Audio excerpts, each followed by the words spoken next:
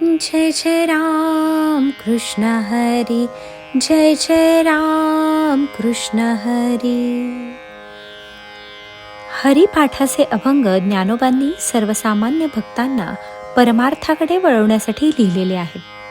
आता ज्यांना परमार्थाचा रस्ता लाभलेला आहे, जे आता साधना करतायत, त्यांच्यासाठी पुण्याची गरज आहे. त्यांनी पुण्य प्राप्त व्हावे म्हणून हरिपाठ वाचावा. पुण्याची जितकी वाढ आपल्याला करता येईल, या देहाने आपल्याला जितके पुण्य प्राप्त करता येईल तेवढे प्राप्त करा. जर पुढचा जन्म घ्यायचाच असेल तर तो चांगला मिळेल, आणि पुण्य जर आपल्याजवळ नसेल, शिल्लक नसेल, तर चांगला जन्म कधी मिळणारच नाही. मग पशुपक्ष्यांचे इतर जे जन्म आहेत ते जन्म प्राप्त होतात, आणि त्या जन्मामध्ये मग साधन नाही, गुरु नाही, काहीच नाही. कमीत कमी मनुष्याचा जन्म पुन्हा मिळावा, आणि तो जन्म मिळण्यासाठी लागणारे जे पुण्य असते ते पुण्य अनेक मार्गांनी मिळवतात.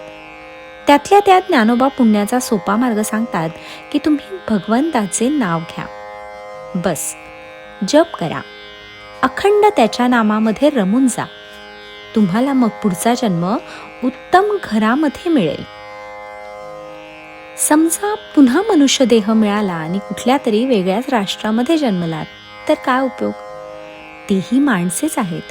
किंवा आफ्रिकेतल्या कुठल्या तरी जंगलामध्ये मिळाला, तर मग परमार्थ किती घडेल कोणास ठाऊक, काही सांगता येणार नाही. पुन्हा मनुष्याचा जन्म पाहिजे असल्यास, आणि तोही चांगल्या घरामध्ये मिळाला पाहिजे, म्हणून पुण्याची गरज आहे.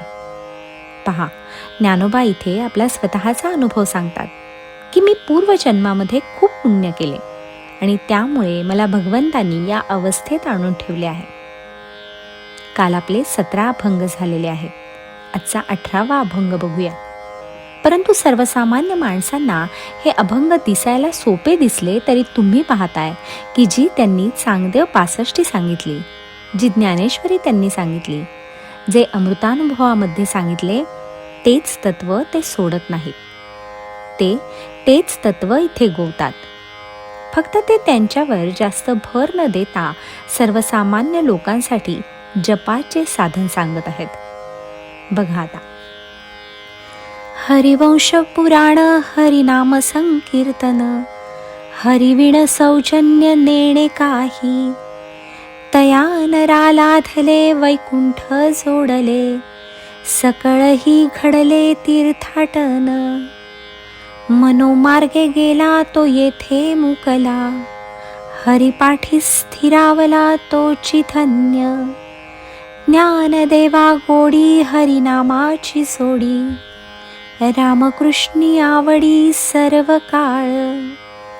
हरिमुखे म्हणा, हरिमुखे म्हणा, पुण्याची गणना कोण करी.